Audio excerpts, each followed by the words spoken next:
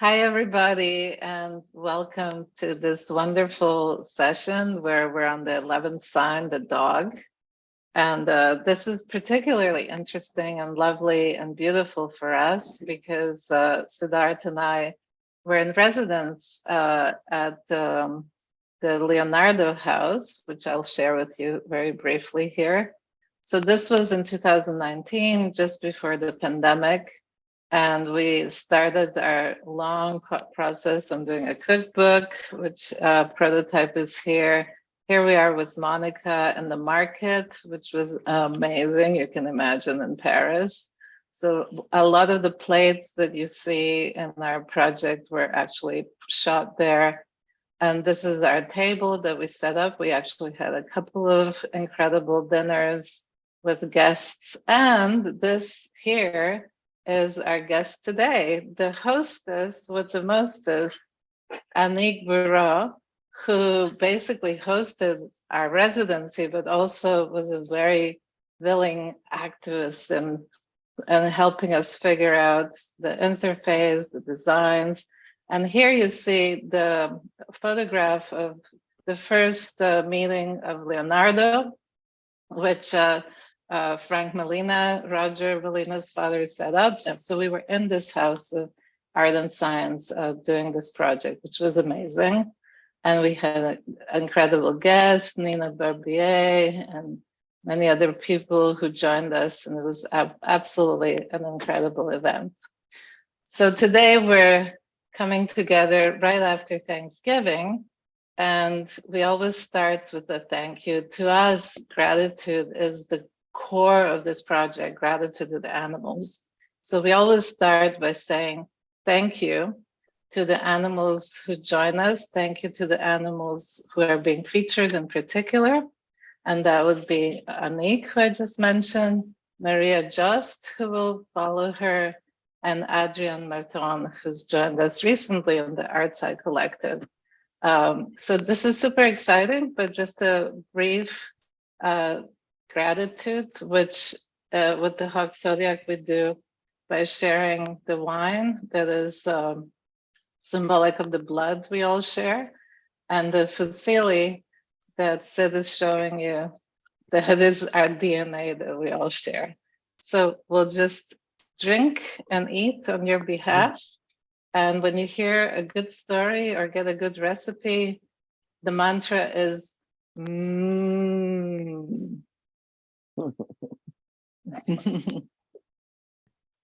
Thank you so much for the invitation. My name is Maria Jost, and I am a science teacher and an illustrator inspired by the biological sciences.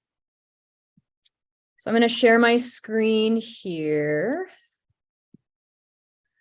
So I have an offering, a little bit of a different take on the feast. More of a sensory feast. And I want to share a project that is in process right now, which is a little bit of a terrifying thing for artists. So this is not finished, but I think it fits when I think about my dogness and how dogs perceive the world. So I'm interested in how art can be used to heal and to provide, comfort and brain health. And so I'm currently creating a project called Hidden Jewels. It's a multisensory tool, will be illustrations plus some recordings that help promote brain health and physiological ease. And the recordings are guided somatic practices. So these were done in collaboration with my friend Shannon Bronson in San Francisco, who is trained in somatic experiencing and other forms of healing. The practices are orienting, grounding, self-touch, breathing, and humming. And we will focus on orienting today. They're inspired by polyvagal theory, the ways in which mammalian nervous systems can calm themselves enough in order to engage socially with other beings, and also inspired by somatic experiencing and the research around that. So once this illustrated set is produced, the goal is to give away 108 sets at no cost to those experiencing trauma in our community.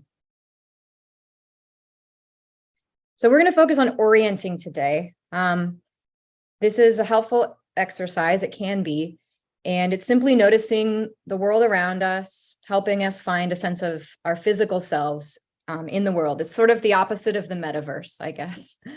Really grounding in our reality as physical, biological beings. So the goal is to focus awareness on the particular way that your body and brain are processing the world in this moment.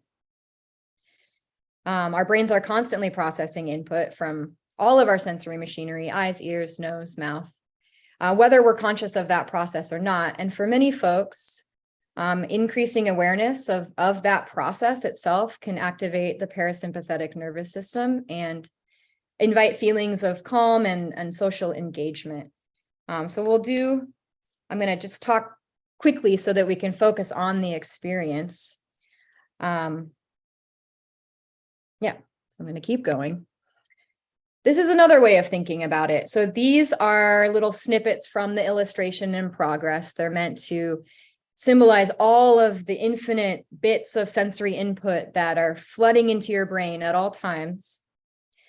And so one way to think about orienting is to focus your attention to the way your brain is processing all of these little bits of information.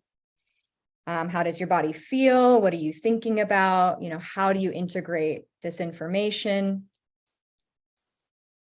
And again, simply just turning your attention toward that process, away from the thoughts that sometimes can kind of control our experience, and toward our senses. And finally, one other way maybe to think about this process of orienting is to channel your inner dog. So orienting is a way of processing shared by all mammals. I think it maybe is particularly easy to imagine it from the perspective of a dog, because they just orient constantly, right? You've got the ear flicks and the licks and the sniffs and the ways that dogs are, absorbing everything in their world to feel safe, right? They are firmly rooted in the sensory world. They're not overthinking their existence like we do.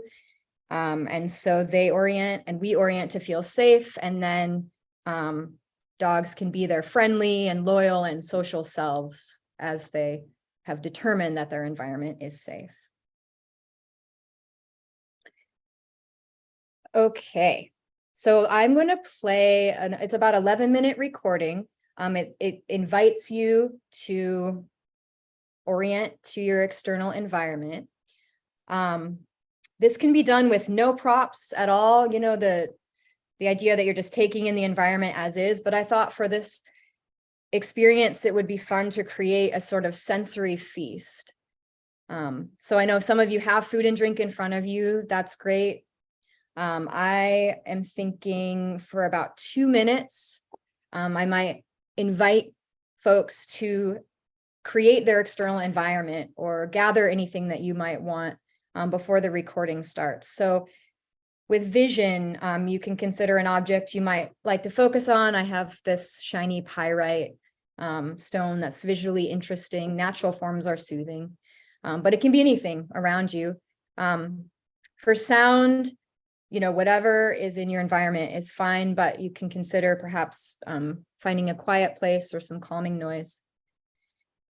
And then taste. I don't want to predispose anyone to the experience, but for me, taste suddenly became this sort of visceral, overwhelming thing when you're like drawing your attention to the taste in your mouth. So I like to have water nearby when I do this, but anything to nibble on is great. Chocolate, mint, ginger, the food that you have in front of you, wine, any of that. And then finally, smell.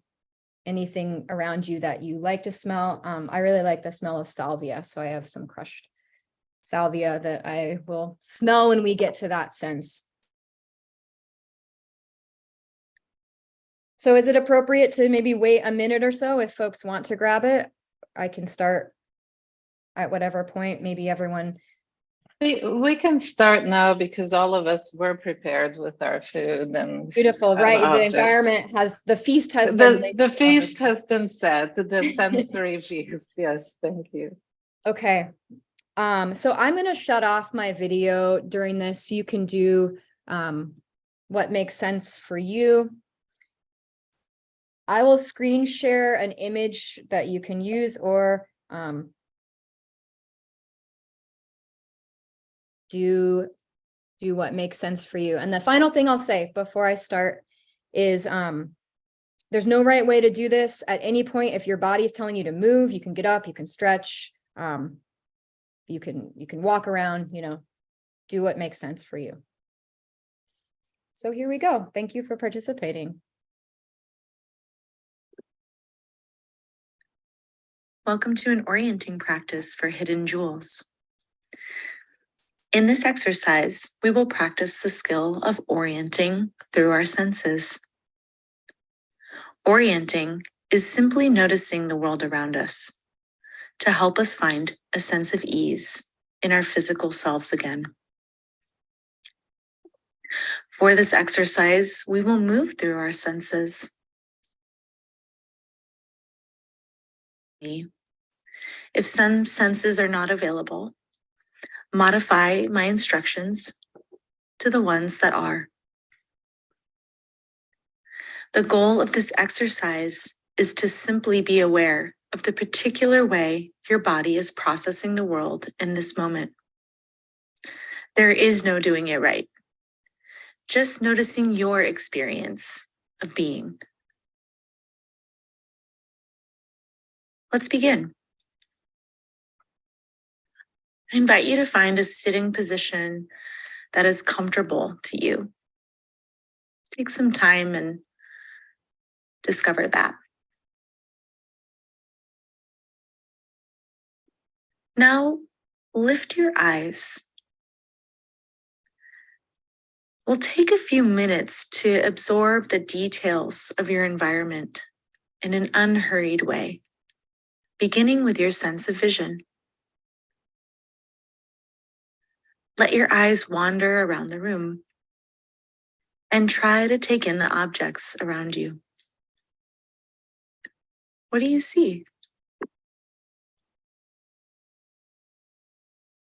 As you look, imagine in the back of each of your eyes is a magnet. The magnets pull in the visual information rather than your vision moving outwardly.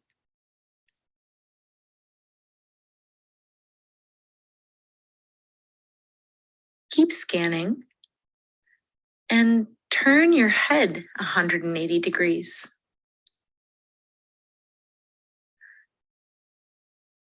As you turn back, try looking up and all around.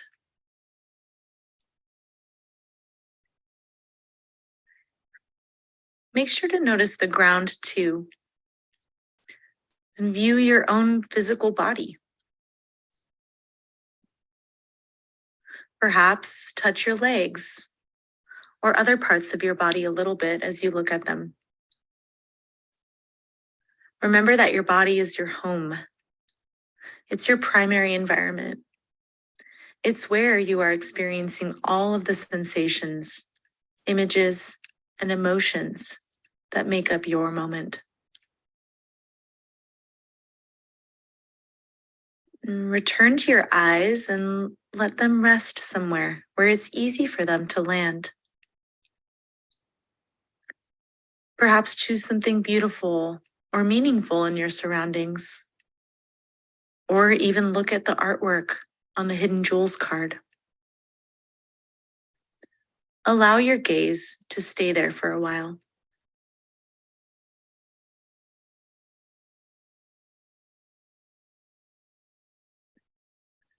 Now focus your attention on different attributes of the object. Pay close attention to its colors. Be curious about how the light defines it. Are the edges crisp or are they fuzzy? Is the surface shiny or is it dull? Again, there's no right or wrong. We're just getting curious about our surroundings. What's it like where you are?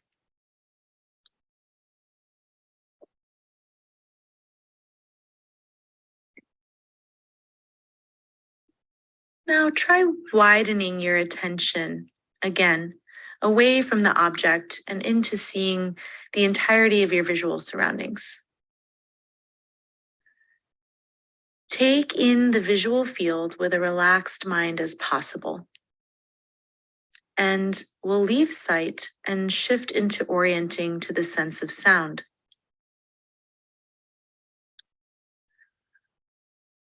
Move your attention to your ears and see how much you can feel their physical form.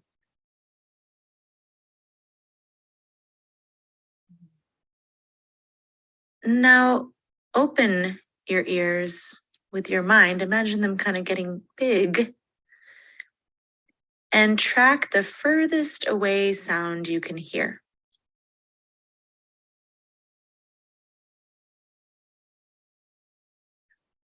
As you listen, try not to strain. Simply observe what happens as you shift your attention, opening to faraway sounds rather than reaching.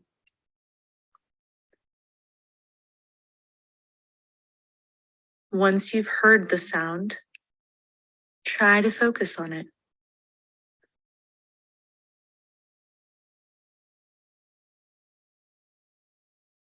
Now let's try the opposite. Shift your attentions to the sounds that are closer to your body. What's the nearest sound you can hear?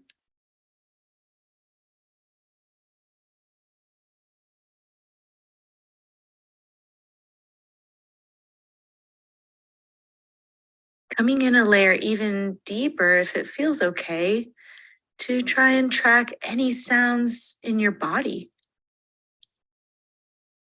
The sound of breath, the sound of swallowing,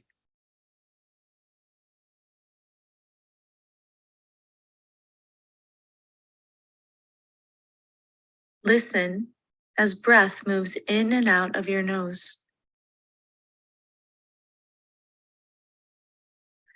From there, swallow a few times. See if you can make a pool of your own saliva in the bottom of your mouth.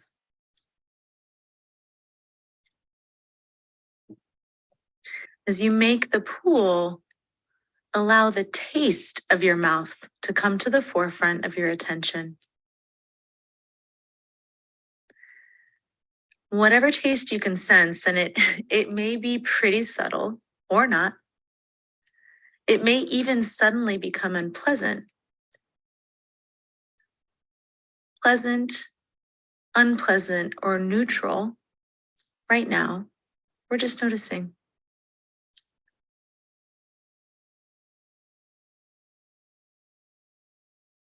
What's it like to experience physical wetness in your mouth?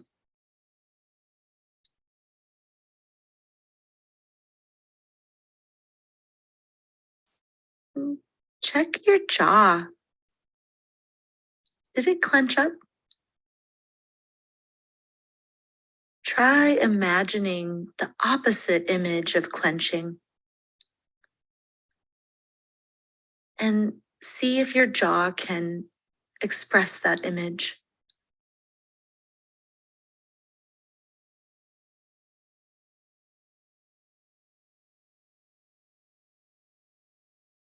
And from there, feel the touch of your breath as it moves in and out of your nostrils.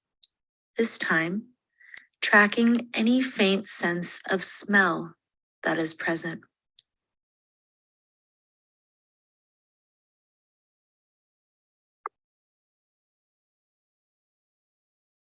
If smell is hard to find,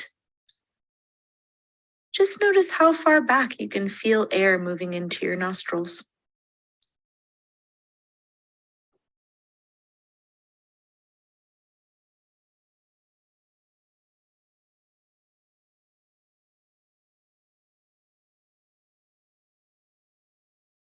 Now taste your mouth again.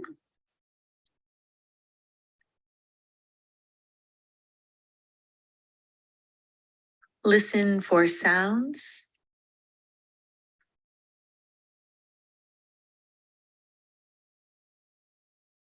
Blink your eyes open. And start looking around the room.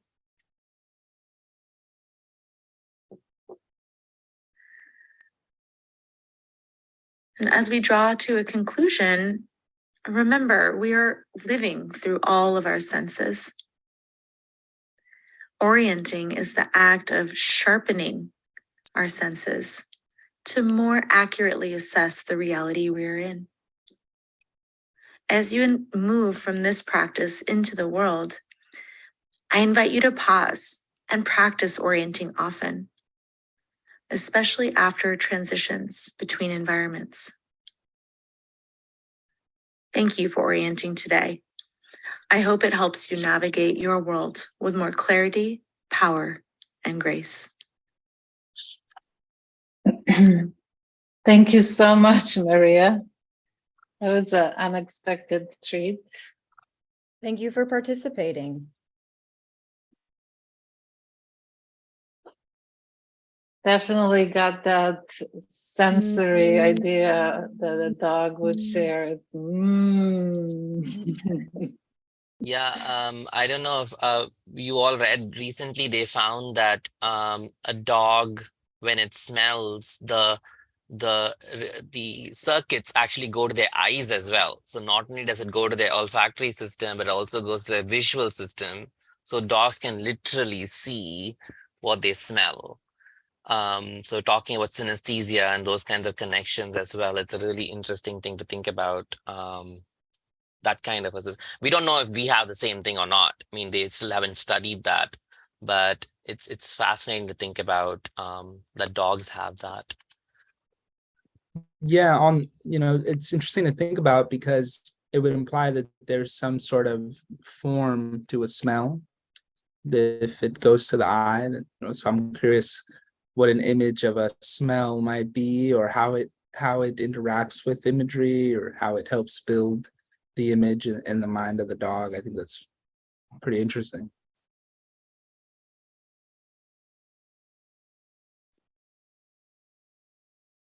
Okay, let me just, if I may, jump in.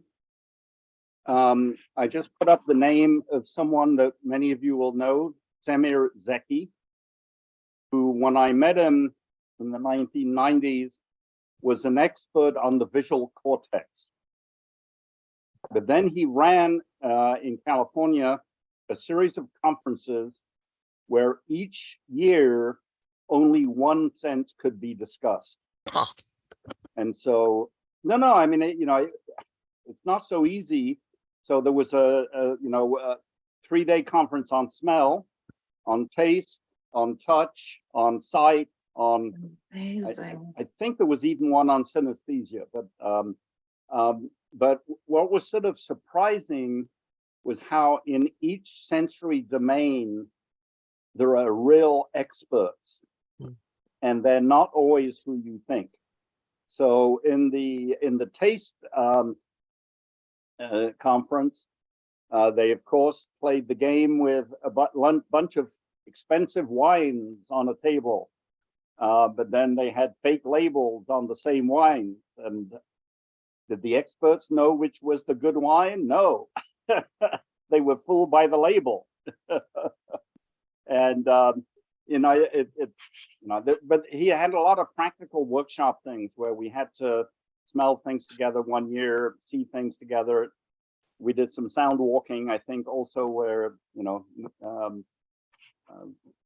when you do a sound walk, nobody hears the same thing, and then, and until you get back, you don't realize that. Anyway, so okay, very good. Thank you, Roger. Thank And you. I'm not sure whether Semmer is still alive. I don't know if anybody's in touch with him. We were on the jury of the Louis Vuitton Moet Hennessy Prize of Science for Art. They wanted to make better perfume and needed scientific help. but it was a surprisingly interesting capitalistic competition of how, and the 1 year they wanted to find a way of measuring the quality of silk.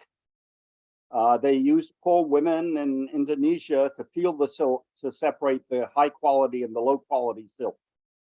And no engineer or scientist has ever been able to come up with a way of feeling the silk and telling which is better than the other.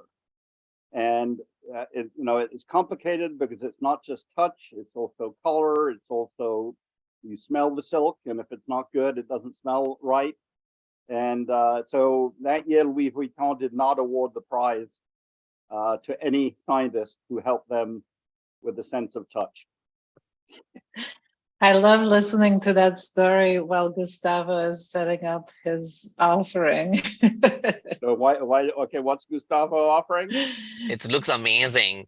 I And know, Gustavo, talk to us. The dogs are slobbering. Now it's making me super hungry. I know. It's like, what's going on here? Which is the dog food.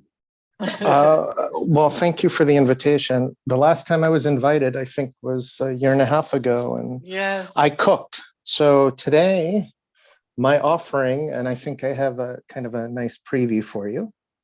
It is leftovers from yesterday. So it's an organic turkey breast stuffed with cranberries, sage, rosemary, garlic, and onions, all organic, with some roasted red potatoes, organic brown rice, and a little bit of sweet potato on top. So from yesterday's to today's, I made it into something called calentado, so kind of leftovers, warmed up.